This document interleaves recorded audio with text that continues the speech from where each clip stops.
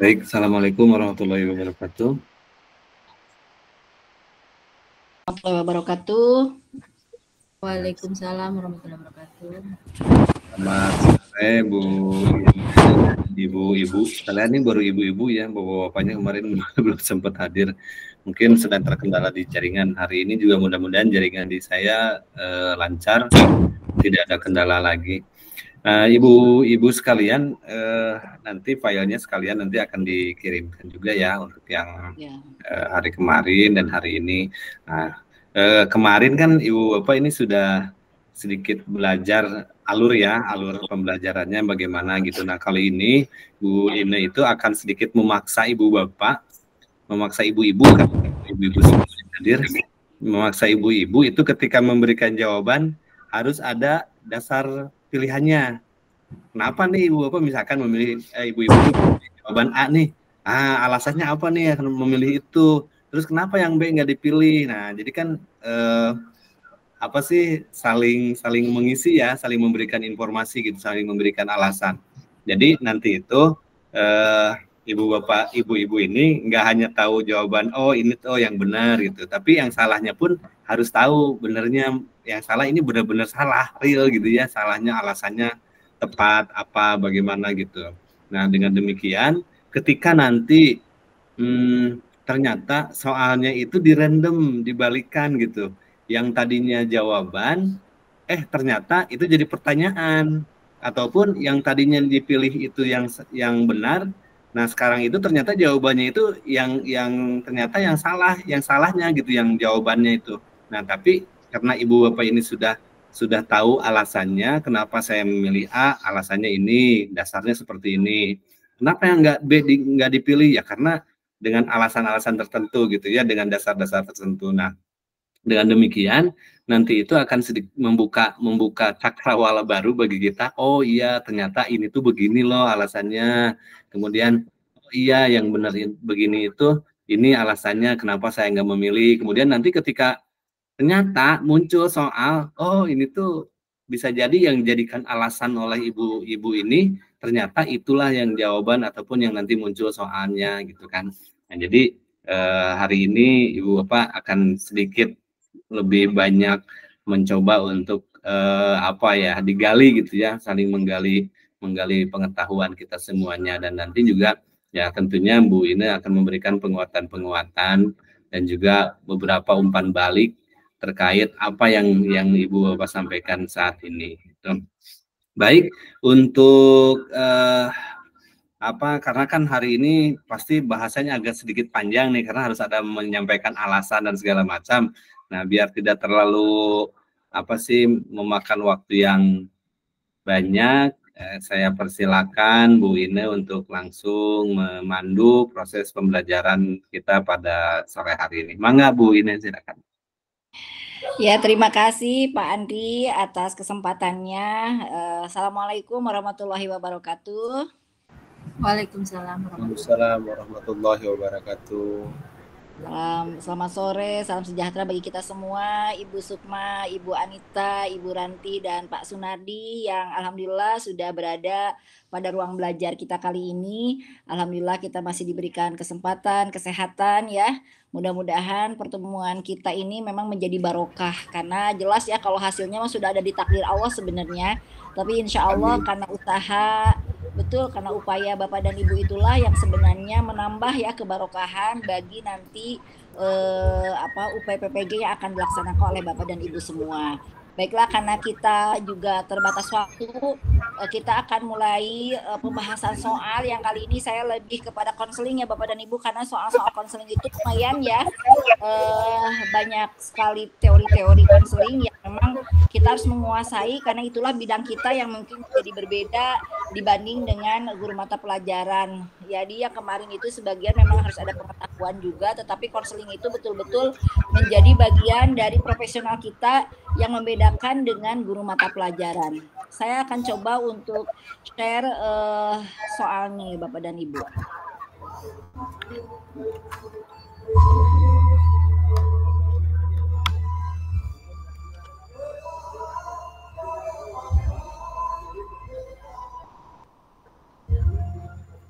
kelihatan Bapak dan Ibu?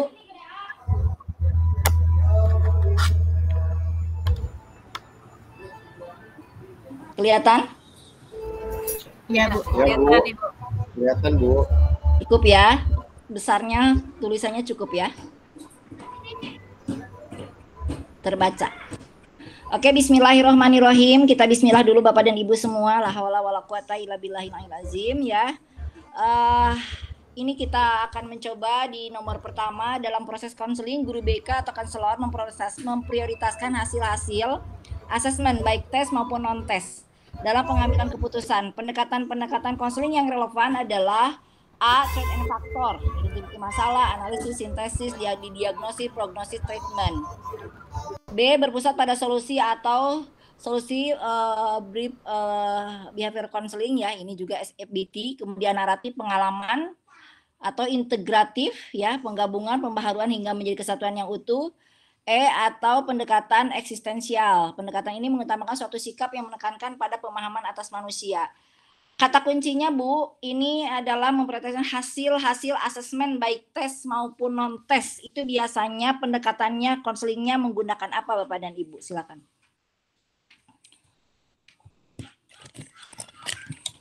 Ini pasti Bapak dan Ibu pernah kan pastilah ketika kuliah kita benar-benar banyak membahas tentang teori-teori konseling ya. Di antaranya ada threat and factor, kemudian ada SFBC ya. Jadi itu yang berpusat pada solusi, tidak mempermasalahkan apa masalahnya. Kemudian ada naratif juga, ada integratif dan eksistensial. Bahkan ada behavioris dan sebagainya. Nah ini yang mana untuk asesmen baik tes maupun non tes Bu? Karena ini biasanya menurut pengalaman yang sudah mengikuti tes PPG, BK itu selalu keluar. Silakan Bu, siapa tadi? Ini kata-kata Pak Andi harus dipaksa nih katanya. Bu Anita, Bu Ranti, Bu Sukma, silahkan. Kayaknya di dekat Pak Sunardi lagi dekat organ kayaknya. Oh iya, mohon maaf itu barangkali kebocoran. Ini apa namanya? Iya, orang lagi pesta, Bu, makanya. Iya, kayaknya. Iya, oh iya. Iya. Kalau saya pilihnya B, Bu, karena berpusat untuk mencari solusi. Kalau saya milihnya B, Bu. B, oke. Alasannya tadi solusi ya. Tapi Ya. ini asesmen Pak, baik tes maupun non tes. Justru kalau di solusi itu, solusi fokus brief counseling itu tidak mempermasalahkan tes atau bahkan masalah di masa lalunya atau enggak, justru lebih ke solusi aja gitu, pokoknya langsung ke solusi. Yang lain? Jadi saya mengatakan kalau pendapat Bapak itu udah salah ya Pak? Oh iya.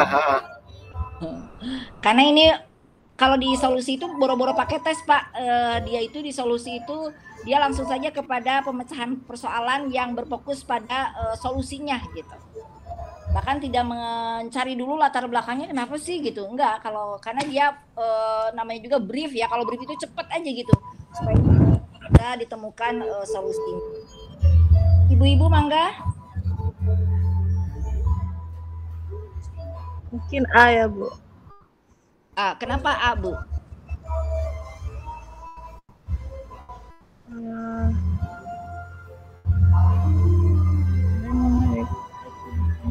Ya, Karena sebenarnya- sama juga saya A, Bu.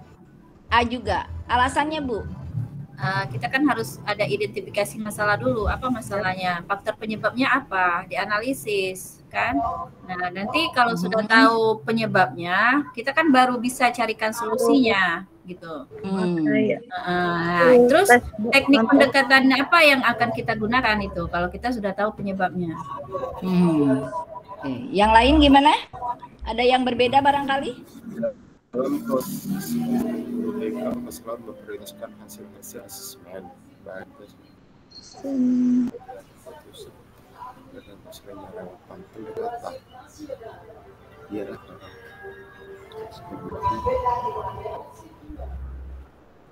Ini baru siapa Pak? Pak Hamrun, Pak Hamrun. Pak Hamrun, silakan menjawab Pak Hamrun.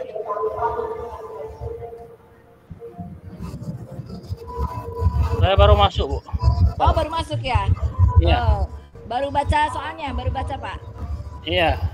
Oke, coba Bapak membaca dulu soalnya. Dalam proses konseling, guru BK atau konselor memprioritaskan hasil-hasil asesmen baik tes maupun non tes dalam pengambilan keputusan. Pendekatan konseling yang relevan. Mohon maaf Pak Sunadi, barangkali kalau sedang tidak menjawab di mute dulu gitu Pak. Nah gitu. Nanti kalau Bapak mau bicara baru dibuka itunya, di unmute ya. Ya silakan Pak Amrun. Terkait perusahaan pendekatan mengutamakan suatu sikap mengeluarkan aman atas manusia.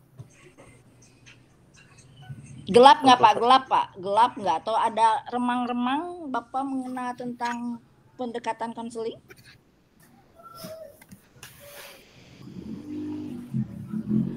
Karena ini selalu keluar Pak, jadi memang harus dikuasai karena ini adalah pembeda ya antara guru mata pelajaran dengan guru BK itu di sini di konseling terutama ya gitu. Oh. Ibu ini. Iya. Di soalnya itu kan ada tulisan pendekatan konseling ya. Kayaknya karena di situ ada juga pendekatan ini mengutamakan suatu sikap. Itu soalnya Bu, tapi yang menjadi kalau saya garis bawahi ya, hasil-hasil asesmen baik tes maupun tes itulah kata kuncinya Bu. Jadi yang di garis bawah itu justru asesmen baik tes maupun tesnya. Kalau pendekatan itu pertanyaannya Bu. Jadi bukan pendekatannya justru yang harus Ibu nanti yang harus Ibu nanti lihat fokuskan, tapi justru memprioritaskan hasil-hasil berarti asesmen baik tes maupun non tes itulah yang menjadi kata kunci yang harus Ibu jawab, bukan pendekatannya gitu. Kalau pendekatan tuh dalam konteks itu pertanyaannya gitu Bu, tapi pendekatan justru yang mana yang mendekati ke asesmen baik tes maupun non tes gitu. Tadi udah benar ya apa yang dijawab oleh Ibu siapa tadi yang menjawab A ya, threat and factor. Kenapa? Karena di threat and factor itu selalu menggunakan tes. Itu bisa dilihat dari tadi ya, identifikasi masalah dulu kan, masalahnya apa gitu, maka itu pasti menggunakan tes baik tes maupun non tes gitu ya. Walaupun sebenarnya mungkin saja nanti di soal itu tidak ada dalam kurung Bu. Ini ditambahkan ini ya, ditambahkan dalam kurung supaya Ibu dan Bapak mempunyai mempunyai gambaran. Sebenarnya nanti mungkin di soal sebenarnya itu tidak ada dalam kurungnya gitu. Itu artinya berarti kayak naratif kan saya kasih kurung pengalaman gitu ya. Nah nanti mungkin di soal tidak ada. Kemudian integratif, penggabungan, pembaharuan hingga menjadi kesehatan itu ditambahkan oleh saya. Tapi kalau misalnya pendekatan ini mengatakan kesehatan, nah itu juga tidak. Jadi nanti hanya ke ABCD-nya hanya nama-nama pendekatannya saja. Jadi ingat ya Bapak dan Ibu, kalau ada urusan asesmen baik tes maupun non tes itu pasti threat and factor. Karena kalau yang lain tidak menggunakan itu dulu biasanya ya, tapi yang menjadi ciri jelas dari threat and factor itu adalah tes maupun non tes ya. Oke ya Bapak dan Ibu, nanti kita bahas ini ya. Kedua, pendekatan psikologis dalam kesehatan mental yang menganggap bahwa gangguan emosi dan perilaku individu dipicu oleh cara berpikir ya terhadap diri dan lingkungan merupakan pandangan pendekatan dari teori A. behavioristik, B. kognitif, C. humanistik, D. afektif ya, segala sesuatu yang berkaitan dengan sikap, watak, perilaku, emosi, minat serta nilai yang terdapat pada diri individu. Dan E itu eklektik, pendekatan yang berusaha memiliki berbagai sistem metode dan teori dengan tujuan untuk memahami dan menerapkannya dalam situasi counseling. Ini Bu, saya garis di bold yaitu gangguan emosi dan perilaku individu dipicu oleh cara berpikir.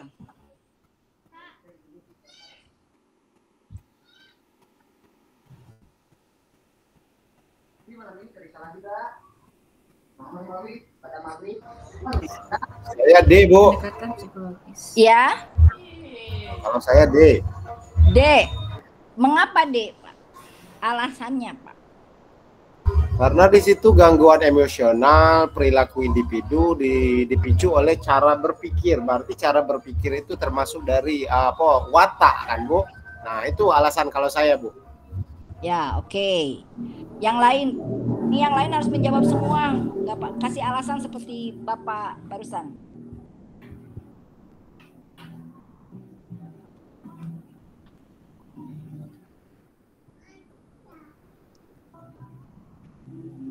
Ya kan Bu Anita? Ibu hilang, Bu. Oh ya, mohon maaf ya.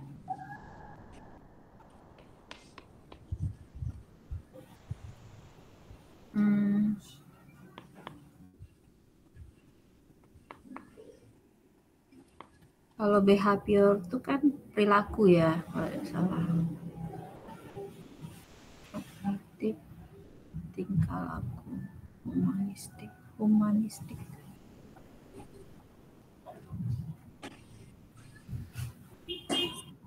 Gangguan emosi dan perilaku dipicu oleh cara berpikir. Iya, B, Bu. Dipicunya oleh cara B. berpikir. Kognitif. Oke, yang lainnya? Kognitif itu kan artinya cara berpikir. Kenapa yang B kognitif? Biar yang lain mendapatkan juga pencerahannya. Ya, dari kognitif itu kan artinya cara berpikir, Bu. Kognitif. Ya. Itu kan udah cara berpikir gitu. Iya. Okay. Kalau behavioristik itu kan apa sih kemarin? Apa Kak Sunardi? Behavior. Perilaku Itu biasanya stimulus respon ya, stimulus respon. Ya. Humanistik tuh, aduh. Nanti kita bahas, ini akan kita bahas ya sisi humanistik ya. Pokoknya kognitif, Bu, kayaknya. Yang lainnya, saya ingin dapat jawaban dari yang lainnya. Gangguan emosi dan perilaku itu kalau di situ kan ditulis itu di D itu di afektif sebenarnya udah itu, Bu, sudah yang berkaitan dengan sikap, watak, perilaku. Nah itu udah ada sebenarnya watak, emosi dan perilaku. D ya Ibu. Oke, ya D. Yang lain ada yang belum menjawab? Sudah semua. Ibu Ranti, ayo Ran. Buci kau jawab dari tadi kau tidak jawab. Ayo harus jawab nih, jawab. B-nya, Bu. Yang lain mendapatkan pencerahan. Berkaitan dengan Ayo Anita, semangat yuk. Semangat tuh. Tidak ada kedengaran. Kerasian. Iya, sini juga masih mendung. Hujan lebat di sini. Oh, hujan lebat. Ada gambarnya juga ya. Iya, silakan Ibu mau menjawab barangkali. Bu Anita lagi di Jepang, Bu. Iya Pak Sunardi. Ya. Mencari suasana dulu penenangan sebelum ujian. Yalah, di situ musim dingin biasa ya. Oke ya, bahwa pendekatan psikologis dalam kesehatan mental yang menganggap bahwa gangguan emosi dan perilaku itu dipicu oleh cara berpikir, ya gitu ya. Tadi betul Ibu yang menjawab kognitif, karena ini gangguan emosi dan perilaku individunya jangan dibaca jangan menjadikan acuan, tapi dipicu oleh cara berpikir. Nah itu terhadap diri dan lingkungan merupakan pandangan pendekatan dari teori kognitif, Bu ya. Jadi berpikir, pokoknya kalau ada kata-kata berpikir itu pasti urusannya dengan kognitif. Pemecahan masalah itu juga di kognitif. Jadi kalau misalnya tadi behavioristik itu kalau ada soal-soal yang urusannya ada stimulus dan respon itu pasti behavioristik ya. Itu dulu dua ya Bu ya, karena nanti juga akan ada humanistik dan yang lainnya. Jadi yang benar itu betul yang B ya, dipicu oleh cara berpikir. Jadi cara berpikirnya dulu yang dibenerin gitu ya. Karena dia memiliki gangguan emosi dan perilaku itu karena cara berpikirnya yang salah. Maka berarti pendekatannya adalah bagaimana meluruskan berarti ya cara berpikirnya supaya artinya nanti gangguan emosi dan perilakunya menjadi benar kembali gitu, karena dari cara berpikir. Karena memang banyak orang-orang yang karena cara berpikirnya salah artinya dia memiliki gangguan emosi, memiliki gangguan perilaku ya. Oke ya. Oke ya, ini guru BK di sebuah SMA sedang membantu seorang peserta didiknya yang mengalami putus cinta dengan pacarnya. Gejala yang tampak adalah kurang semangat mengikuti pelajaran, menarik diri dari pergaulan atau menyendiri, serta menghindari interaksi dengan lawan jenis. Ya, jadi gejalanya ini ya Bu ya, yang harus di bold inilah yang harus menjadi kata kuncinya. Berdasarkan gejala yang muncul, maka guru BK sedang menghadapi peserta didik yang mengalami distorsi ya, bukan distorsi itu. Distorsi berarti ada semacam gangguan ya. Pemutarbalikan suatu fakta, aturan dan sebagainya, penyimpangan pada aspek emosi, kognitif, afeksi, lingkungan atau disorientasi, yaitu kondisi mental yang berubah di mana seorang yang mengalami ini tidak mengetahui waktu atau tempat mereka berada pada saat itu, bahkan tidak mengenali identitas dirinya sendiri. Nah, kira-kira anak yang seperti ini ya, dia mengalami distorsinya pada aspek apa? Perasaan, Bu. Kurang semangat mengikuti pelajaran, menarik diri dari pergaulan, menyendiri ya, serta menghindari interaksi dengan lawan jenis. Kayaknya lebih ke perasaan itu, Bu. Saya Bu. Afeksi. Ya. Kalau saya Bu. Itu disorientasi. Alasannya Ya. Pak?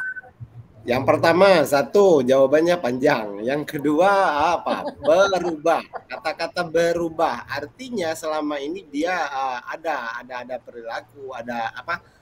Prinsip kayak gitu. Namun setelah ada gejala pacaran ini timbullah di situ. Artinya berubah. Saya itu ada dua alasan itu. Makasih Bu.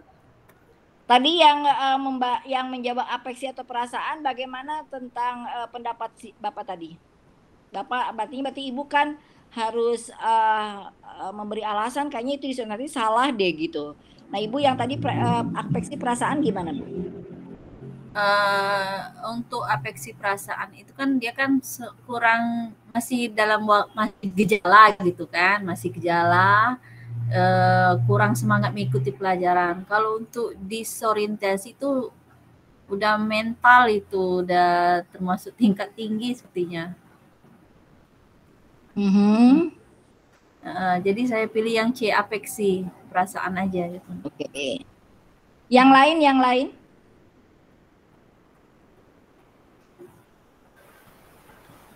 Kan ini baru dua yang dijawab ya.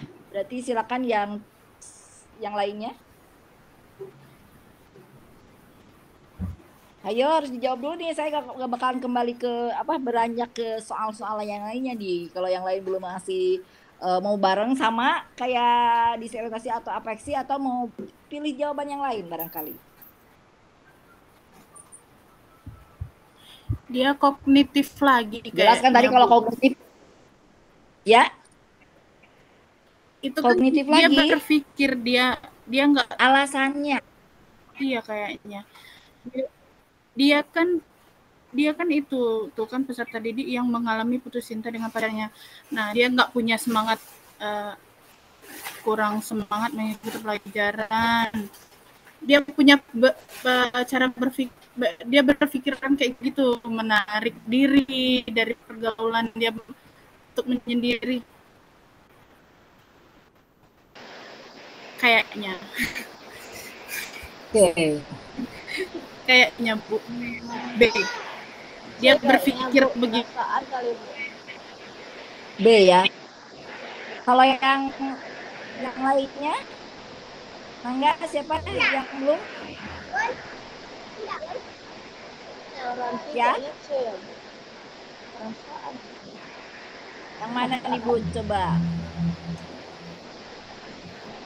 Perasaan juga. Sama. Siapa yang belum menjawab, siapa nih? Pak Hamrun. Pak Hamrun ya, Pak Hamrun. Coba Pak Hamrun.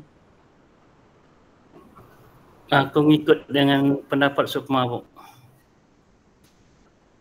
Yang B. Atau kognitif? Oh, yang B. Alasannya Pak, biar ngikut juga harus ada alasan Pak. Ya, kalau tadi kan berdasarkan menarik diri tadi serta menghindari afeksi dengan lawan sejenis. Dan dia kalau dilihat itunya kuat ke arah kognitif itu. Dari mana ngelihat kuat di kognitifnya, Pak? Di soal ini tidak ada kalimat. Ya artinya berarti kan alasannya kalau kognitif belum pasti itu, Bu. Ya, belum pasti. Iya betul, Pak.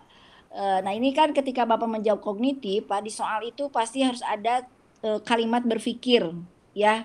Jadi Bapak tidak menduga-duga kayaknya dia berpikir seperti itu gitu, ya. Nah, tidak demikian, tapi kita melihat soal itu memang sesuai dengan pernyataan di soal, gitu ya. Jadi gejala yang tampak adalah kurang semangat mengikuti pelajaran, menarik diri, ya, karena dia memang tadi ya, kalau putus dari pacar, nah, itu pasti berhubungan dengan afeksi, dengan perasaan, ya, artinya dia mengalami distorsi. Artinya distorsi itu tadi ya, gangguan gitu, di mana tadi ya dirinya itu merasa bahwa ya tidak semangat, tidak berharga gitu ya. Seperti itu gitu ya. Kalau disorientasi memang itu sudah kondisi mental, Pak, karena ini masih di gejala ya, betul tadi.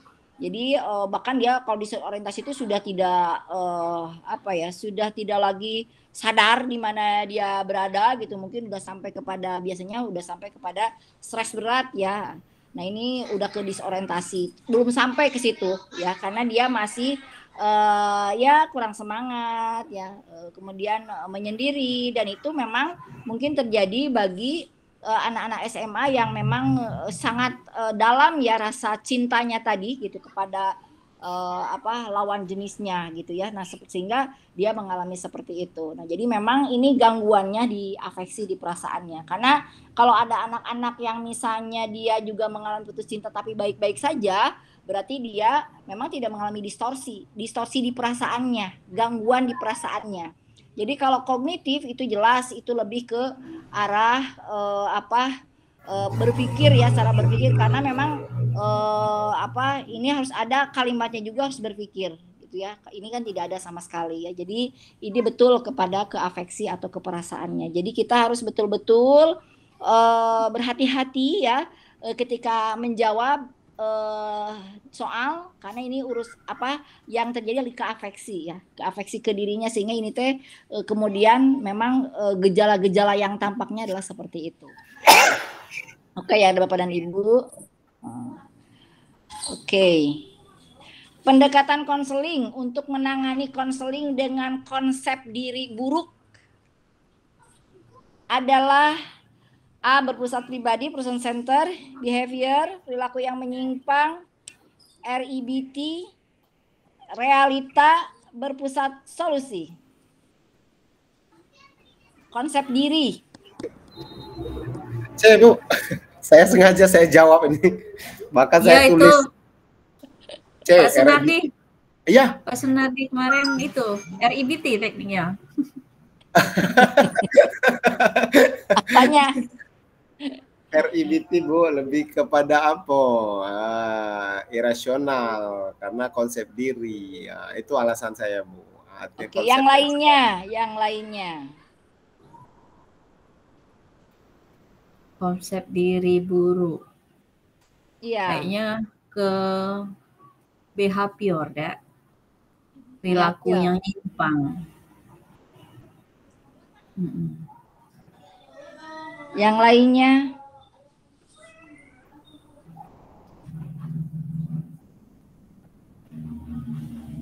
Baru 2 yang menjawab? Ayo, Suk. Ini konsep diri ya, berarti diri nih. Kayaknya behavior nggak cocok, Bu, karena itu udah ke perilaku ya. Ini konsep dirinya, memandang dirinya. Ya. Oi, set-tap tuh nah, pakai apa tuh nah? Berpusat pribadi. Berpusat pribadi kan konsep diri. Ayo Nita. Kan konsep diri, pribadinya. Person center. Ya. Iya, set-tap itu lah kan, teknik set-tap berpusat kan. Pribadi yang A, Bu. Berpusat pribadi, person center. Yang A. Oke, udah yang belum menjawab Pak. Siapa lagi? Pak Pak Amrun. Pak Amrun, coba Pak Amrun. Pak Amrun mau jawab mana nih? Saya masih bingung nih, Bu. Masih bingung. Tapi kalau misalnya Bapak bingung nih, tetap harus jawab kan? Kira-kira Nah, Bapak mau jawab kalau saya pilih-pilih secara logika itu yang betul tadi berpusat pada pribadi kan, konsep diri. Tapi intinya ke diri itu ke pribadi, mungkin yang A mungkin. Ya. Oke ya Bapak dan Ibu, benar ya bahwa karena ini konsep diri maka berpusatnya ke pribadi. Jadi pendekatan konseling untuk menangani itu adalah person center. Karena ke dirinya, ke diri ya gitu. Kalau rasional emotif itu emosi-emosi Pak. Jadi biasanya lebih ke bagaimana dia memandang, misalnya kalau orang tua cerai itu adalah sesuatu yang kiamat. Nah itu itu baru rasional emotif salah satunya. Tapi kalau konsep diri itu harus berpusat ke pribadi, person center. Jadi bagaimana dia memandang dirinya adalah seseorang yang sangat berharga, memandang bahwa dirinya adalah anugerah dari Tuhan Yang Maha Esa, bahwa sebenarnya semua orang punya kelebihan yang harus dihargai sebagai sosok manusia yang diciptakan secara adil. Nah itu memang di pendekatan itu nantinya ya berpusat pribadi. Jadi betul ya kalau realita itu tidak kepada konsep diri ya, itu lebih kepada kenyataan dalam kehidupan. Kemudian berpusat solusi itu tadi kalau masalah-masalah yang memang dimiliki oleh anak, bagaimana solusi atau tadi ya SFBC yang itu ya lebih ke solusi ya, brief solusi. Nah gitu. Jadi konsep diri ya, kalau Bapak dan Ibu bingung misalnya seperti tadi Pak Arun bingung, aduh mana ya nggak ngerti nih gitu. Mungkin bisa dilihat di konsep diri. Jadi ada pribadi nih gitu ya. Jadi lebihnya kepada apa kalaupun Bapak misalnya tadi mengawang-awang nih gitu ya, kita hitung kancing gitu, tapi tetap kita harus masih berpikir bahwa konsep diri itu kepada pribadinya. Itu ya, kepada pribadinya. Oke ya.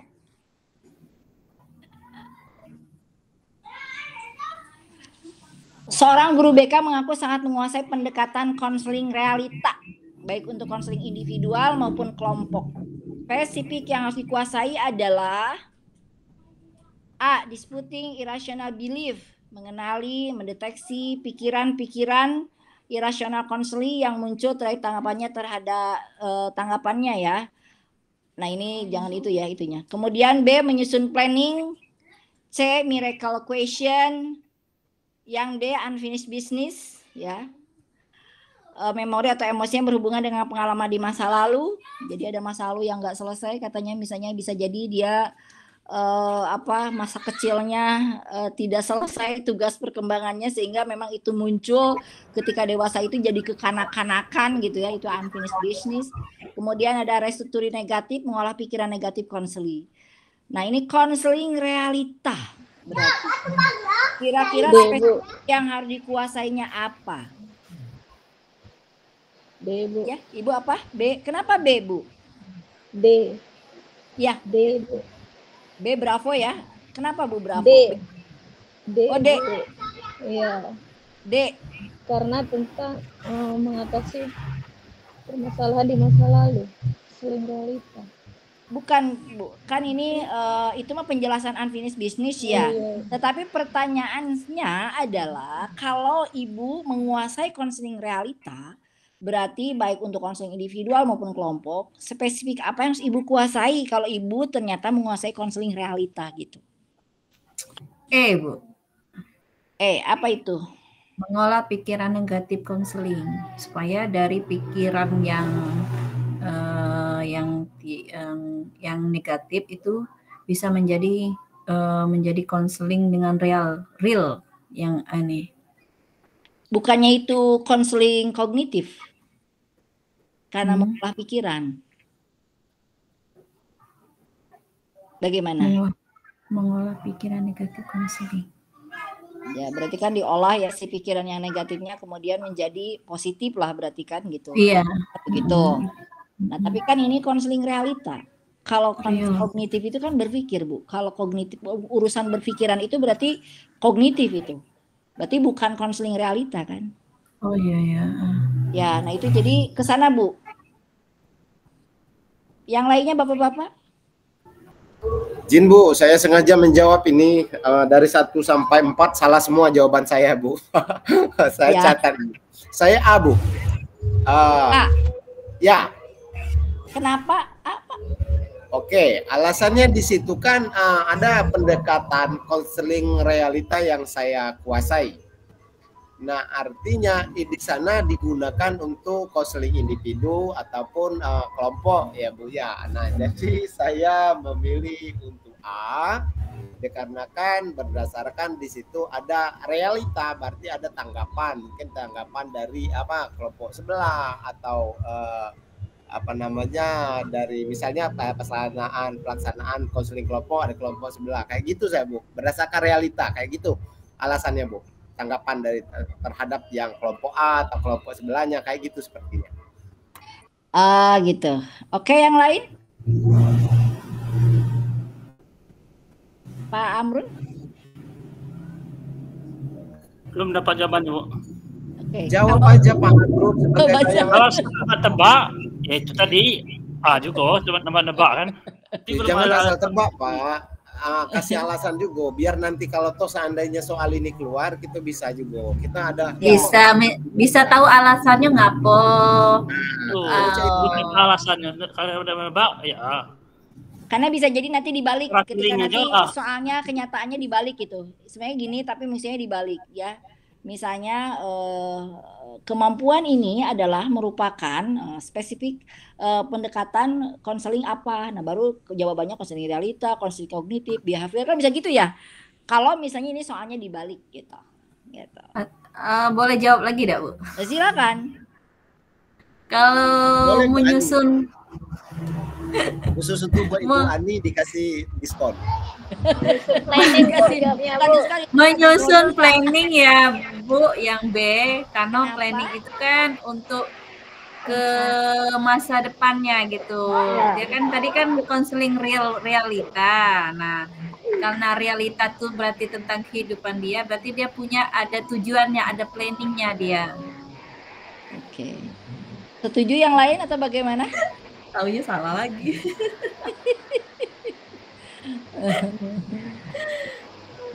Miracle question kayak gimana? Ada yang tahu tentang miracle question? Miracle tuh kaca bercermin, Bu. Oh, miracle itu ajaib, Bu, bukan. Ajaib. Kalau cermin itu mirror, Bu. Oh iya. Pertanyaan ajaib berarti, Bu. Pertanyaan ajaib miracle ya. Ajaib question itu pertanyaan. Jadi anak diberi pertanyaan yang berupa miracle question gitu. Biasanya sesuatu yang akan Anda lakukan apabila di malam hari nanti Anda bermimpi, ingin mimpi apa. Nah, itu adalah miracle question. Itu untuk menunjukkan bahwa dia keinginan terbesarnya dalam kehidupannya apa gitu. Itu di konseling ya. Salah satu di konseling. Tapi bukan realita, karena memang realita itu kenyataan ya, real gitu. Nah, jadi tidak lagi yang menjawab nih. Saya jawab nih yang benar ya. Jawabnya B, Bu. Oke, benar ya. Jadi yang benar itu menyusun planning. Kenapa planning? Ibu ingat ini Bapak ya, bahwa guru BK itu sangat menguasai pendekatan konseling realita. Realita real gitu ya. Itu mah ke depannya konseling individual atau kelompok ya. Nah, berarti yang spesifiknya adalah menyusun planning, karena realita bahwa anak ini atau siswa ini mau seperti apa ya di kenyataan kehidupannya, berarti planning ya. Karena real kan kalau planning mah bahwa hari ini mau seperti apa, besok mau seperti apa, atau planning hubungan dengan orang tua misalnya, karena misalnya dia terjadi sesuatu yang stuck misalnya, lalu planningnya mau seperti apa gitu. Jadi planning itu lebih ke konseling realita ya, realita real gitu. Jadi kemampuannya adalah menyusun planning. Tentu saja menyusun planning juga kan bukan planning yang acak-acakan atau planning seada-adanya, tapi memang sesuai dengan konseling realita. Itu bisa dipelajari kembali oleh Bapak dan Ibu ya tentang konseling realita. Oke ya Bapak dan Ibu ya. Nah, ini harus sangat dikuasai karena memang ini soal konseling realita memang seperti ini agak lumayan ya Bapak dan Ibu ya. Oke. Seorang peserta didik pertama menstruasi siswa tersebut takut darah. Nah, ini ada ya yang seperti ini. Konseling yang tepat adalah coba konseling berpusat pribadi, person center, konseling behavior, konseling realita, konseling RIBT, konseling berpusat solusi. Kayaknya ini udah bisa jawab nih dari soal-soal yang tadi. Yuk.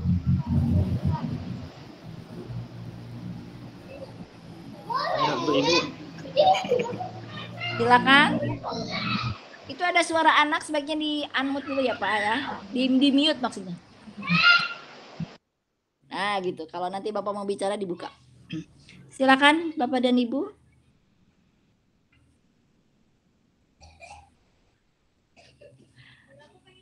Ayo harus dijawab. Bingung Bu, nggak jawab apa ya. Nanti soalnya keluar nih Pak, insya Allah. Iya. Ya mungkin dalam bentuk yang lain juga bisa, tapi soal-soal begini keluar gitu. Walaupun mungkin jadi, tidak soalnya. Izin Bu Ine. Ya. Jadi Ibu Bapak, ini tuh kesempatan. Nggak apa-apa jawab salah, karena kan harus tahu jawabannya ya. Kalau nggak ada yang jawab, dari mana tahu jawabannya tuh nggak apa-apa. Jadi, ini saya takut salah, nggak apa-apa. Kalau salah sekarang itu nggak apa-apa. Nggak akan jadi nggak lolos gitu. Justru ini salah sekarang mudah-mudahan menyebabkan jadi lolos itu nanti ya. Kalau jadi ingat gitu. Ya, jadi ingat kalau nanti salahnya nanti pas ujian itu yang fatal gitu. Kalau sekarang salah nggak apa-apa, santai aja gitu ya. Justru ini kita jadi belajar kita dulu. Silakan dilanjut. Tapi Pak, agak ragu jawab ini, dari 1 sampai 5 salah semua, jadi kelihatan bodoh banget sama teman-teman. Nggak apa-apa. Jadi saya dulu apa ya, konsep diri yang salah mungkin, pola pikir rasional kita yang bawa kita kayak gitu mungkin. Jadi agak ragu juga kalau saya pribadi. Ya waktu saya retaker Pak, teman-teman itu nggak ada yang berani jawab. Nah akhirnya saya mengorbankan diri, saya jawab salah terus, nggak apa-apa. Jadi kita belajar gitu. Justru kalau nggak ada yang jawab, nggak ada yang tahu, oh jawaban yang benernya mana, nggak masalah gitu. Justru itu bagus kalau menurut saya. Bukan berarti kita menandakan, wah ini saya bodoh banget ya, nggak ada yang benar. Enggak juga gitu.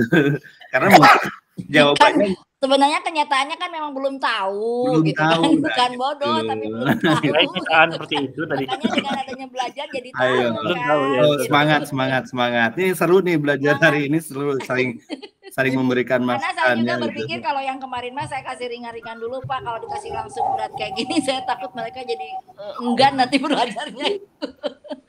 Makanya kalau sekarang dikasih ini di hari kedua ya memang ini harus dikuasai benar ya. Ayo Bapak dan Ibu silakan, ayo kata Pak Andi tadi harus ngejawab. Ya. C lah Bu, realita. Kalau saya C. Why realita. D Bu. Yang pertama. Kita dulu Bu, Ya, yang ini realita why dulu, kita realita dengar yang dulu C. nih Pak itu ngejawab. Ayo Pak. Nardi. Ya, yang realita ya Bu ya. Kenapa realita Pak Nardi? Alasannya ya realita, keadaan itu ya katakan gitu. Ya, ya kan tadi nah jadi kedepannya, ya, jadi kedepannya ya kita harus ngasih ke siswanya untuk planning kedepannya seperti ini seperti itu. Kalau seandainya membutuhkan, karena hal ini kan terus-terusan datang nih, tiap bulan datang ya Bu Sukma, Bu Anita, ya. Apa enggak? Oke. Yang lain, coba saya pengen dengar yang lain. D, Bu. Konseling RIBT. Why D? Ya D, Bu. Yang kata Ibu tadi kenapa RIBT, kan RIBT itu kan tentang emosi ya. Berarti dia ini kan karena dia takut. Nah, takut itu kan emosi. Ya. Jadi saya pilih yang D. Yang D. Oke, yang lain? D juga Bu, tapi kalau alasannya kalau menurut saya itu kan dia kan takut darah berarti kan pikiran dia. Jadi kita harus merubah pikirannya dari irasional. Kebetulan saya pakai RIBT kan. Jadi kayak merubah dari irasional menjadi rasional gitu. Maksudnya Ibu tadi memakai RIBT di mana, Bu? Enggak, waktu kita belajar kemarin, Bu. Saya memakai teknik RIBT di metode di pelajaran kemarin. Namanya klasikal di apa namanya kita kemarin Pak Sunardi namanya? Konseling individu. Konseling individu kan kebetulan saya juga memakai RIBT konsepnya. Gitu. Jadi kayak RIBT itu kan mengubah pikiran dari irasional menjadi rasional. Jadi dia dari yang takut darah, kita harus merubah merubah pikiran anak ini kayaknya. Oke. Bu Anita, kalau Bu Anita? Iya, jadi pikiran dia yang takut tadi, kan dia kan takut sama darah tadi. Jadi saya beli yang RIBT. Jadi gimana supaya dia yang tidak takut tadi menjadi berani gitu. Itu kan sudah fakta dia. Apalagi itu kan sebagai perempuan. Kalau Bu Ranti sama atau yang lain? Ya deh Bu, sama Bu. Alasannya Bu? Yang berpikiran irasional menjadi rasional. Yang takut darah jadi nggak takut lagi sama darah. Pak Amrun? Yo Pak Amrun, pernah belum takut darah? Pak Amrun tidur, Pak Amrun. Pak Amrun jangan tidur, ini serius loh ini. Nanti ketemu sama soal-soal kayak gini nih. Ayo Pak Amrun, mau jawabannya bukan harusnya jawab nih. Bisa berlanjut ke soal lainnya. Menurut saya A, Bu. Apa? A. Oh A tadi ya. Ya. Alasannya apa? Alasan saya milih A karena di sana seorang peserta didik menstruasi. Menstruasi ini pribadi ini Bu. A. Kebetulan di jawabannya A itu ada sifat pribadinya. Jadi saya pilih A. Oke ya. Oke. Yang benar adalah yang D ya, konseling RIBT. Jadi betul tadi alasan yang disampaikan oleh Ibu Sukma ya. Karena bukan menstruasi itu pribadinya, tapi takut darahnya, Pak. Sebenarnya kan yang rasional, orang tidak harus takut darah menstruasi kan, karena itu sesuatu yang memang normal sebenarnya gitu kan. Nah, berarti bagaimana peserta didik ini dirubah ya rasional ya irasionalnya itu kan tidak irasional, itu irasional. Bahwa dia takut darah itu irasional. Kenapa? Karena ya tadi betul akan datang setiap bulan ya. Kebayang kalau dia takut darah setiap bulan, wah dia akan sangat tersiksa ya, sangat tersiksa, bahkan mungkin bisa jadi pingsan, bisa jadi ketakutan seumur hidup dia gitu. Karena dia irasional gitu.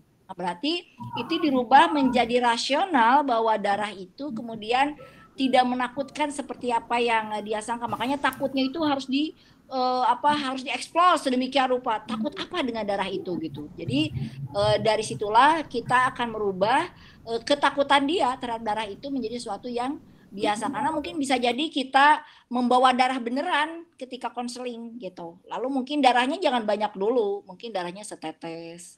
Mungkin dia melihat dari jauh, mungkin kan kita dekatkan sedikit demi sedikit, kan gitu irasional itu ya, itu irasional. Apakah, nah mungkin kalau masih takut juga kita masih jauhkan lagi, kan terus seperti itu. Darahnya mungkin nanti bisa diperbanyak lebih banyak lagi gitu, dan akhirnya mungkin dia bisa memegang, ya, bisa menyentuh darahnya gitu, sehingga dia berpikir bahwa darah itu tidak berbahaya, tidak menakutkan. Nah itu merubah bagaimana dari irasional menjadi rasional gitu ya. Memang lumayan ya prosesnya. Kalau irasional itu memang pendekatannya lama, tidak bisa langsung sekali ya. Mungkin jadi kan dia yang utama itu takut darah. Darahnya mungkin kita kasih setetes dulu, dikasih lihat ini apa, darah gitu kan ya. Mungkin masih ketakutan juga dari jauh juga gitu ya. Nah itu jadi hal-hal itu yang nanti akan dirubah dari anak ya, dari irasional, dari pemikiran yang tidak normal, itu tidak normal kan, irasional menjadi rasional ya Pak. Jadi bukan perusahaan pribadi, bukan, karena bukan menstruasinya, tetapi takut darahnya yang harus dibenahi atau yang harus dibetulkan gitu ya, harus dikonseling. Di Alfiot jelas bukan ya, ini bukan masalah keperilaku, karena dia takut gitu. Kemudian berpusat solusi juga bukan, karena ini bukan masalah yang bisa segera selesai dapat solusinya, enggak. Tetapi memang ini bagaimana kita merubah irasional pikiran dia menjadi rasional. Ya, oke. Siap ya Pak Amrun, semangat ya, semangat. Ayo dicatat. Tapi nanti akan saya kasih ya ini soalnya ya. Oke. Nah ini dia, tentang tadi nih yang nomor 1 nih. Pelaksanaan konseling yang mengikuti model konseling trait and faktor yang tepat adalah, kayaknya ini harus sudah bisa nih. A. Meminimalkan penggunaan alat tes kecuali konseling menghendaki. B. Menggunakan alat tes sebagai metode utama dalam konseling. C. Alat tes digunakan sesuai konteks problem peserta didik. D. Alat tes sebagai pendukung menyelesaikan problematika peserta didik. D. Mengajak konseling untuk memilih tes yang tepat setelah proses konseling. Coba Pak Sunardi jawab apa nih Pak Sunardi? Bu, sebentar Bu. Ya Bu, siap. Oke. Bapak pikir dulu, tenang Pak. Ayo baca lagi pelan-pelan, tapi jangan terlalu lama mikirnya. Karena nanti juga waktunya bergulir ya ketika ngerjain soal. Fokus Pak, fokus ya.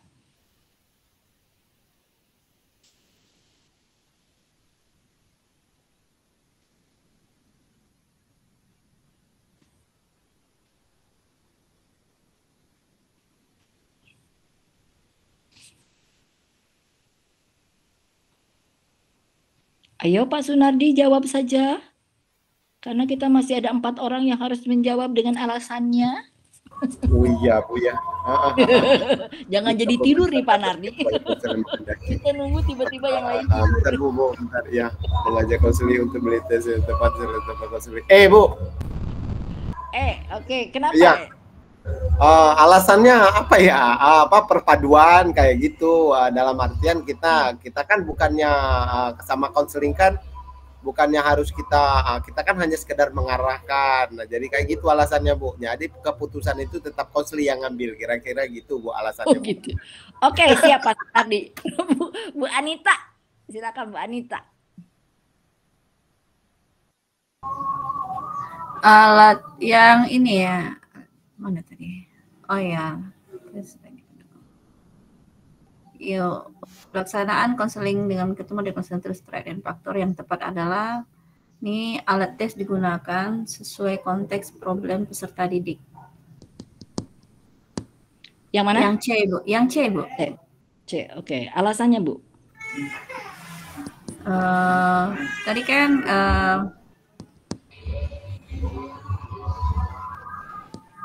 alat tes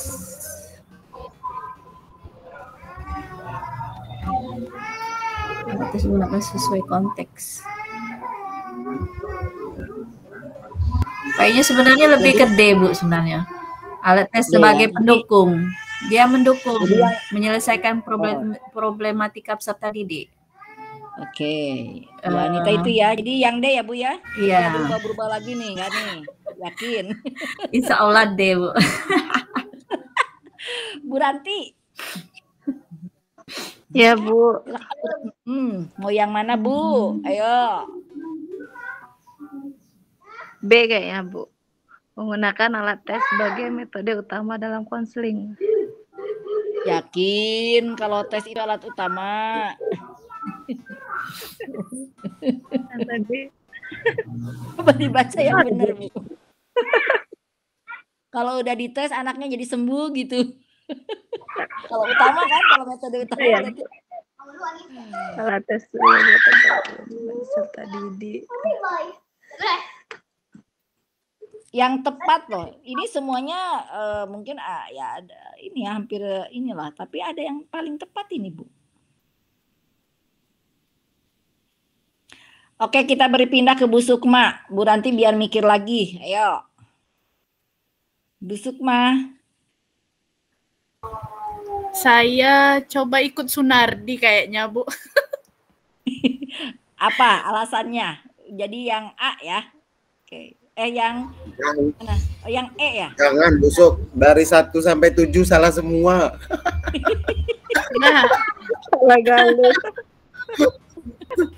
Lagian apa enggak konsentrasi? Apa musik banyak ini, Bu? Orang lagi. Yang mana jadi Bu Sukma? Yang E ya? antara C dan E. Apa ya? C dan E ya. Alasannya Alasannya kalau yang C apa?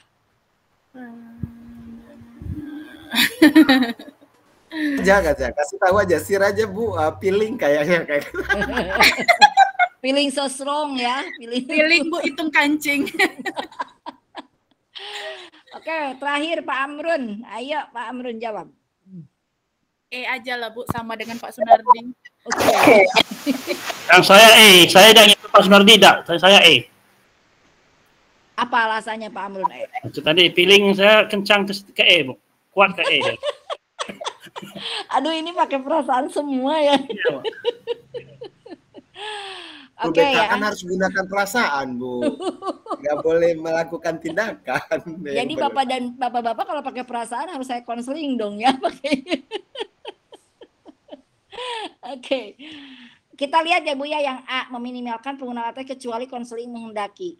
Ingat, di dalam konseling kita tidak, kalau alat tes itu tidak boleh meminta pendapat ke konseling.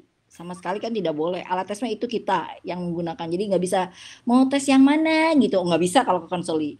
Justru kita lah yang menggunakan tes itu karena kita berpikir bahwa tes ini akan tepat ya untuk mengungkap berarti kan apa yang dihadapi oleh konseling. Jadi yang A tidak tepat.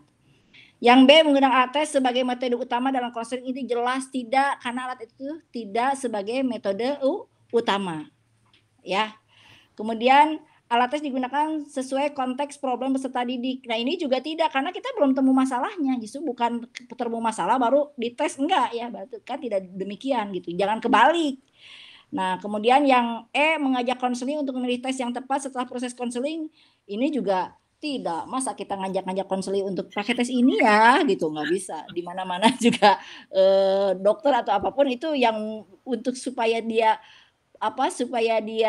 sembuh itu karena udah tahu, karena kita profesional. Kan kebayang kalau konseling diajak mau ke tes apa, dia juga bingung, tes apa? Saya juga nggak tahu tesnya gitu kan.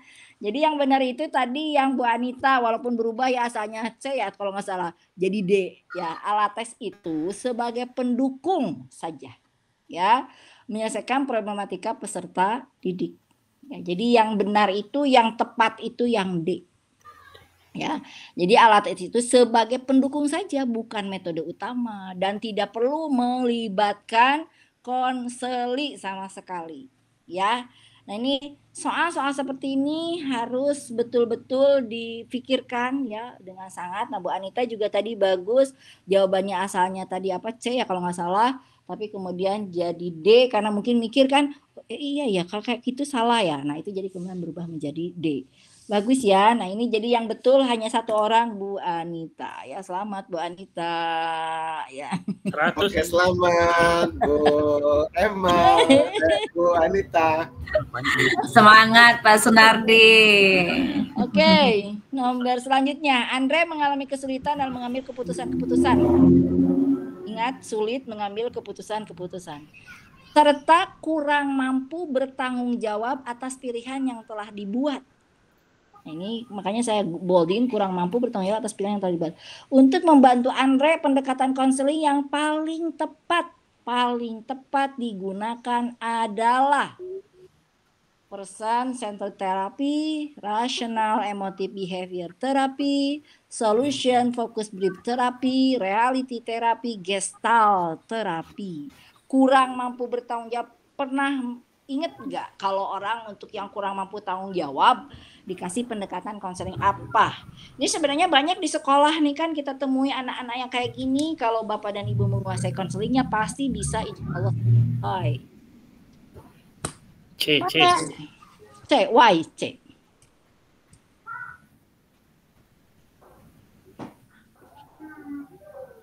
Pak Sunardi yang barusan jawab ya? Oke. Apa alasannya Pak Sunardi? Alasannya Pak Amrun. Oh Pak Amrun. Ya. Pak Amrun. Ayo Pak Amrun, apa alasannya Pak Amrun? Di sana mungkin saya nggak perlu pahamnya, Mbak. Ini solusi, mungkin solusi itu kurang mampu, mungkin ya pilih saya tadi mungkin C, solusi gitu aja, Mbak. Oh gitu ya. Oke, nggak apa-apa, itu jawaban yang patut saya hargai banget ya Pak ya. Jadi lebih ke situ. Oke, yang lainnya mau siapa? Pak Sunardi atau Bu Anita, Bu Ranti atau Bu Sukma dulu? Bu Sukma dulu deh, Bu Sukma dulu. Ayo, Bu Sukma. Yang mana Bu Sukma? Bu Anita dulu, Bu. Oh, Bu Anita dulu. Pikir dulu. Karena tadi yang bisa benar jawab ya Bu Anita. Jadi oke, sekarang Bu Anita deh. Oh, Bu Anita. Nyontek jawaban Bu Anita lah. Yang ini agak sulit, agak kurang mampu yang ini. Karena kalau ini ya, ini kan kurang mampu bertanggung jawab. Berarti dia ini orangnya lepas tanggung jawab, tidak ini ya, menghindari permasalahan yang telah dia buat gitu ya. Jadi person centered kayaknya ke kalau RIBT tadi apa Bu tadi, kalau yang tadi kata Ibu tadi? Untuk merubah dari pikiran yang irasional ke rasional. Enggak, itu kan. Sebenarnya kalau Ibu membaca dari soal-soal di atas, Ibu harus sudah bisa jawab ini. Kalau tadi jenis soal yang saya bacakan di atas, Ibu pasti bisa. Karena pertanyaannya berbeda dari yang di atas. Coba Ibu pikirkan. Analisis, Bu.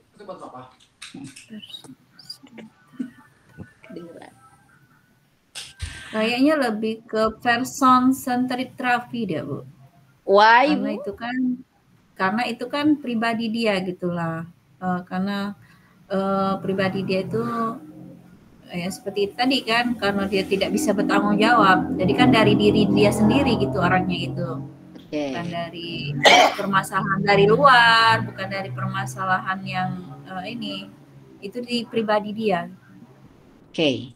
Saya note ya. Bu Ranti silakan, harus jawab Bu, tetap. Ayo. Sama Bu, Bu, person center Bu.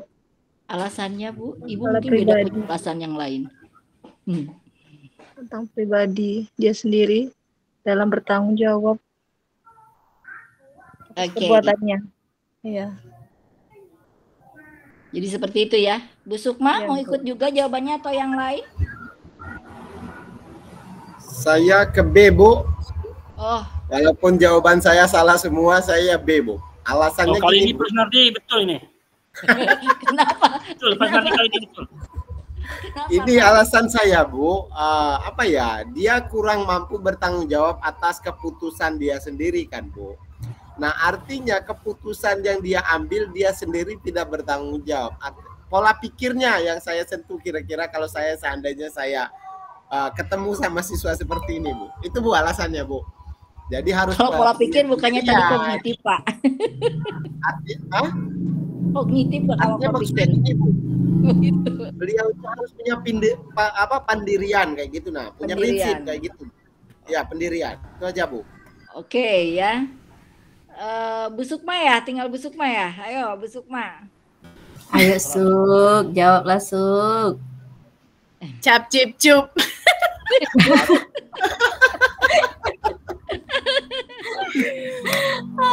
Sukma. Jujur ini kita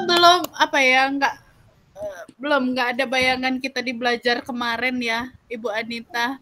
Iya, kita kemarin kan baru ke berapa yang di modul kemarin kan cuman RIBT 4 ya kita kemarin dah. Person center ya kita kemarin. Oh gitu ya, oke. Nggak, belum ada bayangan. Ada bayangan atau mau cap cip cup yang mana? Kalau cap cip cup saya D. D. Kenapa D? Walaupun cap cip cup kan D, tapi tetap harus ada alasan supaya kan tidak terlihat aneh. Itu kan Andre mengalami kesulitan dalam mengambil keputusan. Maksudnya kurang mampu bertanggung jawab. Tapi real tuh kan kenyataannya. Iya, kenyataannya kan si Andre ini memang nggak bisa mengalami kesulitan gitu. Cip-cip lah, Bu. Kan kenyataannya, ini pada kenyataannya gitu, realitanya gitu. Oke, ya. Alhamdulillah sudah jawab semua nih dan tidak ada satupun yang benar ya. Gestal. Ya, gestal. Sebenarnya makanya saya bilang di atas itu kan sudah ke person center itu tadi lebih ke misalnya dia punya konsep diri yang buruk gitu ya. Kerasional emotif misalnya tadi lebih ke bagaimana dia irasional kalau darah itu misalnya menakutkan tapi tidak menjadi menakutkan. Kemudian kalau solution focus brief therapy itu untuk masalah-masalah yang sekarang dan saat ini gitu ya. Kalau realita itu lebih kepada bagaimana saat ini membuat planning tentu ini tidak akan cocok untuk yang bertanggung jawab atas pilihan. Jadi gestalt itu artinya dia karena ini bertanggung jawab atas pilihan gitu. Jadi pilihan-pilihan apa yang telah dibuat dia sudah milih tapi dia tidak bertanggung jawab gitu ya. Misalnya ada anak yang kadang-kadang ingin pindah ke sekolah kita tapi ternyata di sekolah kita juga dia tidak betah, akhirnya dia mau mengundurkan diri dan sebagainya. Atau anak yang padahal dia maksa ke orang tuanya pengen ke pesantren tapi sudah di pesantren dia tidak bertanggung jawab atas pilihannya gitu. Nah itu akan bisa dirubah sebenarnya menggunakan pendekatan konseling itu gestalt ya. Nah ini ya penjelasannya ya. Oke. Person center terapi yang memiliki pandangan dasar tentang manusia, yaitu pada dasarnya manusia itu bersifat positif, makhluk yang optimis, penuh harapan, aktif, bertanggung jawab, memiliki potensi kreatif, bebas, tidak terikat oleh belenggu masa lalu, dan berorientasi ke masa yang akan datang dan selalu berusaha untuk melakukan self fulfillment, memenuhi kebutuhan dirinya untuk bisa beraktualisasi diri. Ya. Kemudian ini RIBT adalah satu pendekatan yang membantu klien untuk mengubah pandangan dan keyakinan irasional klien menjadi rasional, ya, membantu mengubah sikap, cara berpikir dan persepsi. Oleh karena itu klien diharapkan mampu mengembangkan dan mencapai realisasi diri secara optimal, ya. SFBC adalah konseling yang dilakukan singkat dan fokusnya pada solusi bukan pada masalah yang dialami. Pendekatan ini menekankan pada asumsi bahwa individu memiliki kekuatan diri atau queen strength, ya. Jadi tanpa harus berpanjang-panjang, ya. Jadi ini memang bisa digunakan, ya. Namanya juga brief counseling, ya. Jadi memang cepat gitu ya, seperti itu. Kemudian realita terapi adalah sistem yang difokuskan pada tingkah laku sekarang. Terapis berfungsi sebagai guru dan model, serta mengkonfrontasi klien dengan cara-cara yang bisa membantu klien menghadapi kenyataan dan memenuhi kebutuhan memberikan diri ataupun orang lain. Ya, nah ini untuk realita terapi ya. Kemudian terapi gestalt merupakan bentuk perpaduan antara eksistensial humanistik dan fenomenologi sehingga memfokuskan diri pada pengalaman klien here and now dan memadukannya dengan bagian-bagian kepribadian yang terpecah di masa lalu. Nah ini nanti akan saya bagikan kepada Bapak dan Ibu ya tentang ini. Ya Bu, bagikan Bu, jangan tidak Bu, karena selama belajar kemarin saya pribadi gestal itu belum belajar. Ada 4 ya pendekatan yang kami pelajari ya Bu Anita ya. Ya. Nanti akan saya kirim ke Pak Andri dan Pak Andri akan mengirimkan ke Bapak dan Ibu karena ini semua akan keluar ya. Ini adalah soal-soal yang memang suka keluar lah walaupun mungkin tidak persis seperti ini, tapi lebih baik kan Bapak dan Ibu menguasai sehingga nanti kalau keluar soal-soalnya Bapak dan Ibu tidak menjadi bingung ya. Oke, soal selanjutnya seorang siswa kelas 11 SMA sebut saja Andi masih menyimpan rasa kecewa, jengkel, marah, dendam pada temannya yang bernama Randi sewaktu masih kelas 10. Sehingga Andi bersumpah tidak akan memaafkan Randi karena kesalahan yang telah diperbuatnya. Berdasarkan deskripsi tersebut, maka pendekatan konseling yang relevan adalah, nah tadi saya sudah di atas tuh ya, udah ada, mau dibaca lagi. Menyimpan rasa kecewa, jengkel, marah, dan dendam. Sewaktu masih kelas 10. Bersumpah tidak akan memaafkan Randi. Nah, berarti pendekatan konseling yang relevan adalah C, Bu, rasional emotif. Oh ya, benar nih. D, Bu, terapi gestalt. Oke, yang lain baru 2. Ibu siapa barusan? Ibu Anit, Bu Sukma, Bu. Bu Sukma sama Bu Sukma jawabannya apa? D, terapi gestalt ya. Bu Ranti? Halo Bu, lagi baca Bu. Oke, baca dulu.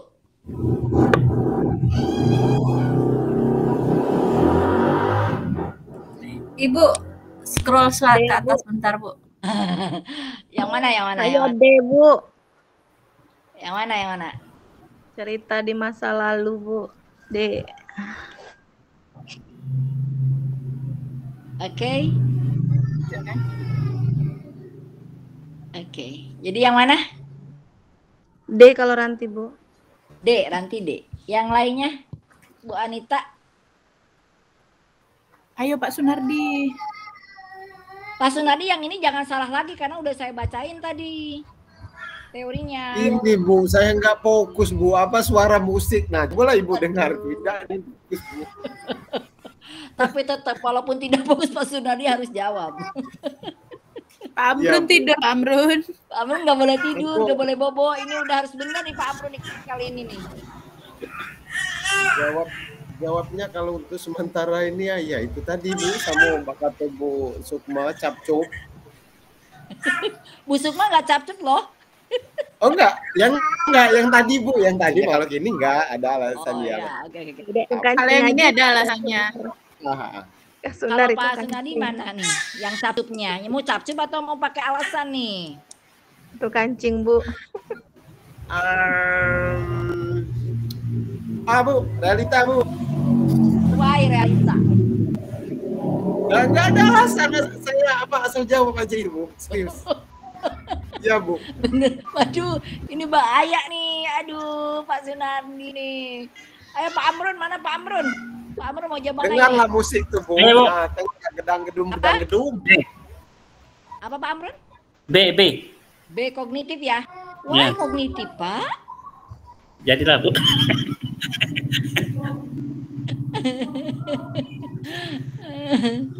Menyimpan rasa kecewa, jengkel, dan marah, dendam. Kalau dendam itu berarti prosesnya lama ya sebenarnya, gitu ya. Oke, jadi yang benar itu tadi jawabannya Bu Sukma ya, terapi Gestalt, karena tadi ada hal-hal di masa lalu kan ini ya, sewaktu masih kelas 10 gitu.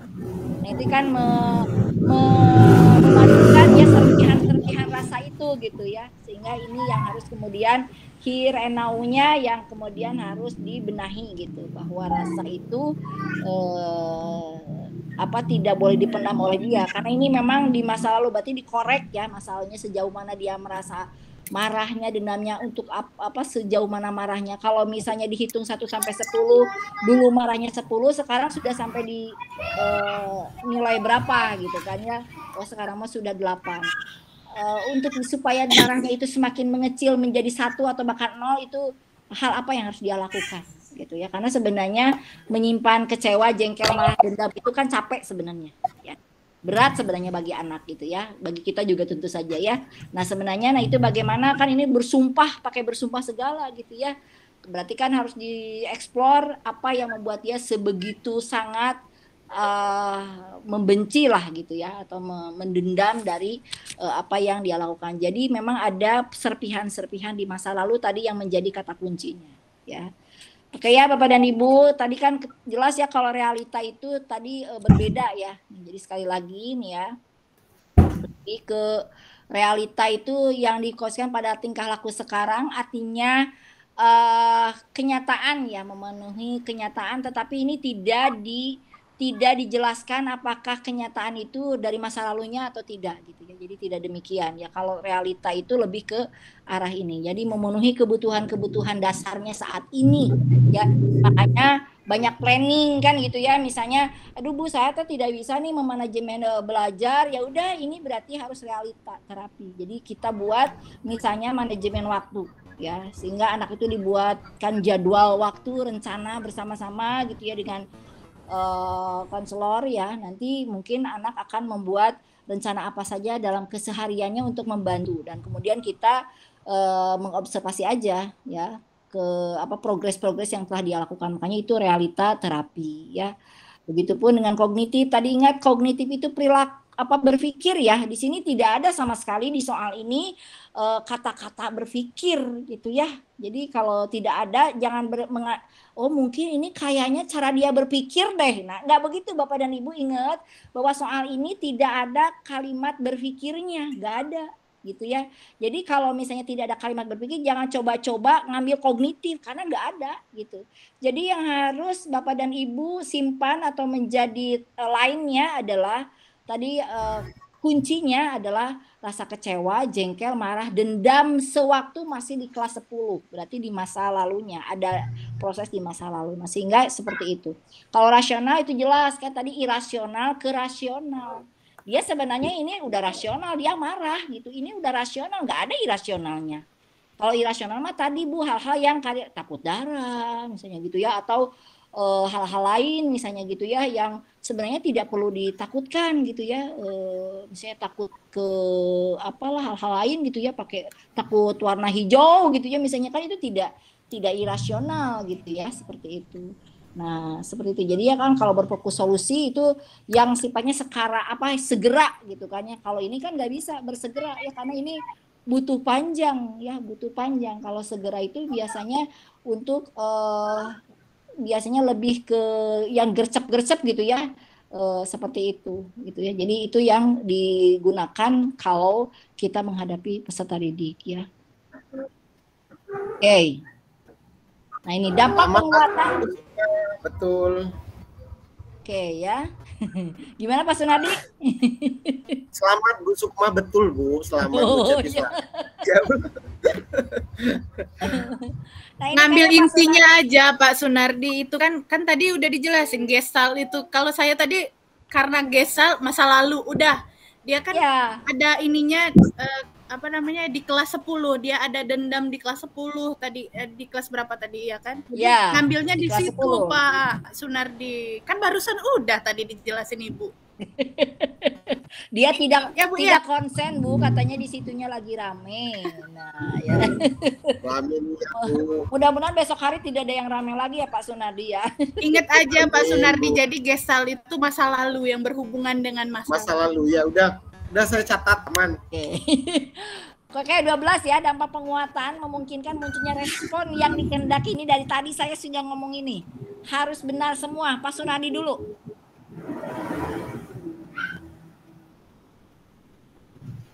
Dampak penguatan memungkinkan munculnya. Ya, Bu, yang lain dulu Bu. Oke, Pak Amrun. Dampak penguatan kemungkinan muncul respon yang dikehendaki, pendekatan. Apa ini ya? Dari tadi loh saya bilang ini. Feeling lagi nih.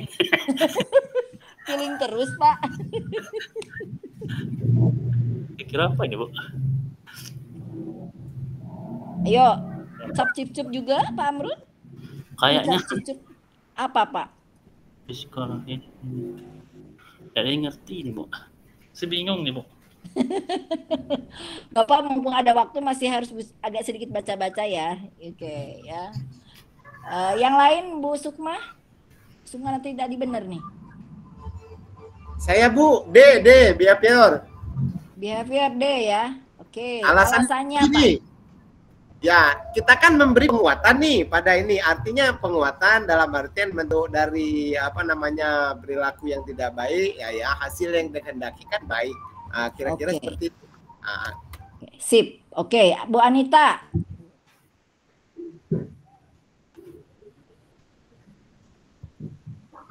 Dampak penguatan respon.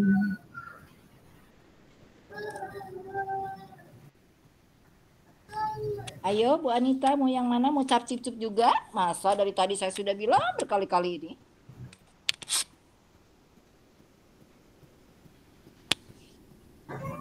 Lagian yang lain tuh saya nggak paham. Postmodern tuh saya nggak paham Bu. Psikodinamika tuh saya nggak paham. Nanti kita pelajari ya di pertemuan selanjutnya ya. Kan ini udah gak kerasa, kita udah 1 jam setengah nih, udah tinggal 8 menit lagi. Iya.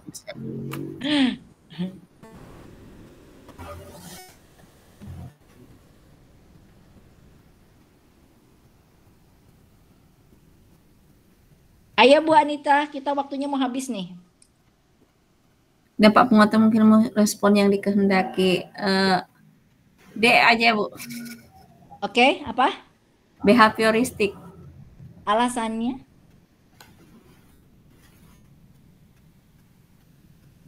Belum connect.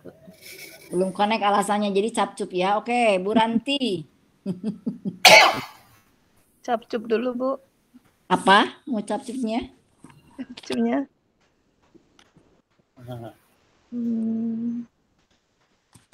Siapa tahu tapi benar gitu. Saya psikodinamik. Ya, Bu. Oke, Bu Sukma.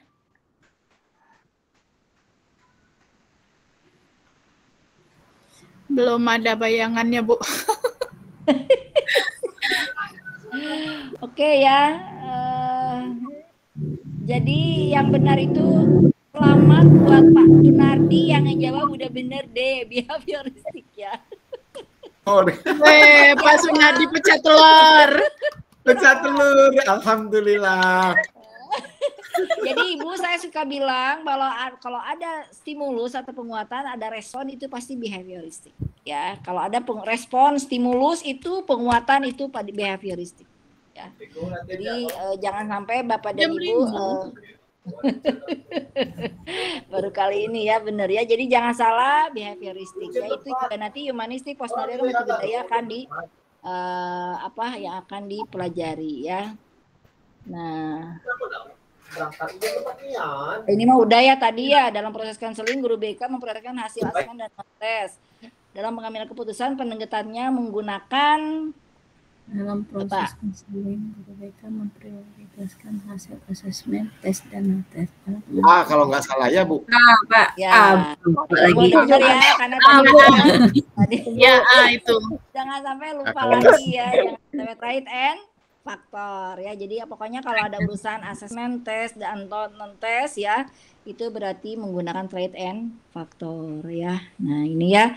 Trait faktor merupakan suatu pendekatan yang dapat dideskripsikan sebagai cara konseling yang menekankan pemahaman diri melalui testing psikologis dan penerapan pemahaman itu dalam memecahkan berbagai problem yang dihadapi individu, terutama yang menyangkut pilihan program studi atau bidang pekerjaan. Nah, ini harus ya.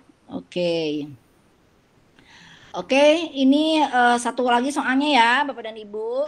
Penguatan-penguatan mempunyai peran penting dalam proses belajar, sekaligus sebagai upaya untuk mengkondisikan kepuasan individu. Dampak penguatan memungkinkan munculnya respon yang dikehendaki. Dalam perspektif BK, pandangan tersebut tercermin pada pendekatan. Tadi loh ini. Bu. Respon. Ada behavior. Bu Anita?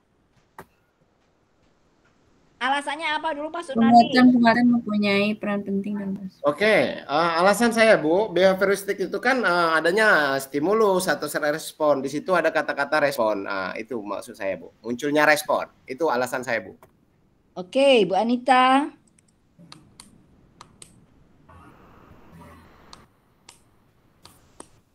Penguatan di sini. Jadi? Humanistik ya, Bu. Humanistik ya, oke. Alasannya, Bu? Humanistik kan itu, human itu kan, mana ngomongnya nih? Oke, Bu Ranti deh, Bu Ranti.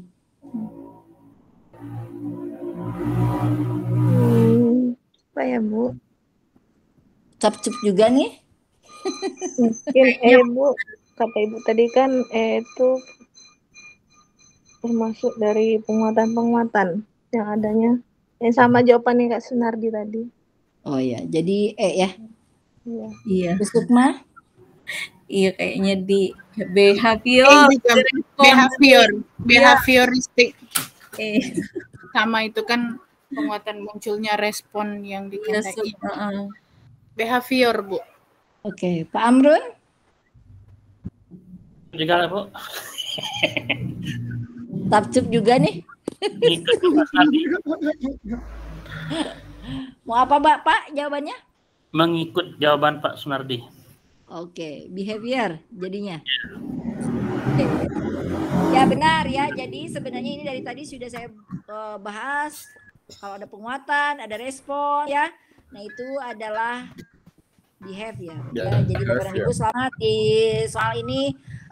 Kecuali Ibu siapa tadi Bu Anita humanistik ya Bu ya, itu tidak benar. Ingat Bu bahwa ini ada penguatan, ada respon ya.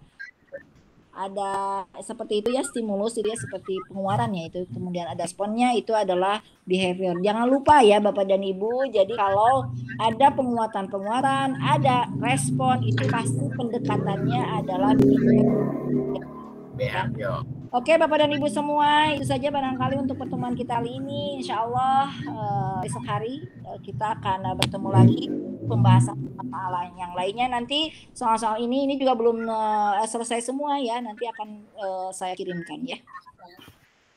Demikian Pak Andri.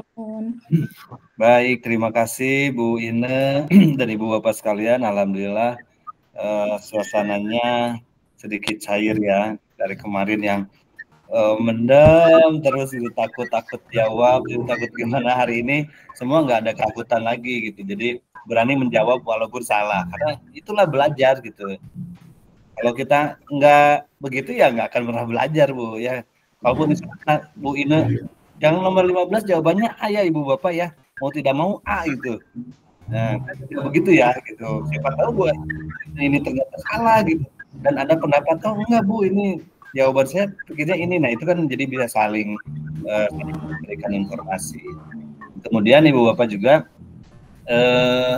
saya kira nanti prosesnya boleh berargumen gitu ya, karena ini saya biasa seperti itu kalau di bimbel saya itu tidak satu arah. Jadi di bahasa Inggris juga sama, silakan Ibu Bapak sambil googling cari jawaban gitu, nggak masalah. Justru itulah yang akan jadi keseruan kita belajar gitu. Ya benar, benar. Karena kami ini bukan pusat jawaban yang benar gitu. Ya betul. Membimbing Ibu Bapak apa sih belajarnya, begini loh belajarnya gitu ya. Jadi kan kalau selama ini mungkin Ibu Bapak rasakan lihat di YouTube ataupun mengerjakan online latihan-latihan kan satu arah ya. Gitu, tahu jawaban betulnya ini saja, tanpa ada pembahasan, tanpa ada apa gitu. Kalau sementara di saya ini biasanya seperti itu. Jadi mau apapun harus tahu ada jawabannya, harus ada alasannya. Yang salahnya pun harus tahu kenapa salahnya gitu. Nah, itu jadi ketika nanti soal itu dibalik, diputar, Ibu Bapak ini sudah tahu. Oh ini tuh tadi begini alasannya. Insya Allah mudah-mudahan usahanya ini ya menjadi kifarat diluluskannya gitu Ibu Bapak nanti di dalam ujian PPG. Amin. Dan tentunya ketika nanti Ibu Bapak lulus ini kan sebuah insight positif nih bagi kami, bagi kita Edu, bagi Bu Ine juga kan nanti. Ya. Begini. Sangat bersyukur lah gitu ya. Saya mendoakan juga jadinya karena ya memang. Jadi kami sangat senang bisa menjadi bagian dari kesuksesan Ibu Bapak semuanya gitu. Nah itu mungkin Ibu Bapak nanti soalnya mudah-mudahan Bu ini kalau misalkan ada ya yang kemarin sama yang hari ini dipisah aja nggak apa-apa, yang sudah dijawab bisa disampaikan nanti kirim saya, biar saya kirim ke Ibu Bapak untuk dicoba dipelajari lagi. Untuk rekaman videonya mudah-mudahan nanti malam bisa saya kirim di grup yang kemarin ya, dan mudah-mudahan juga untuk besok kita masih bisa di waktu yang sama untuk perjumpaannya.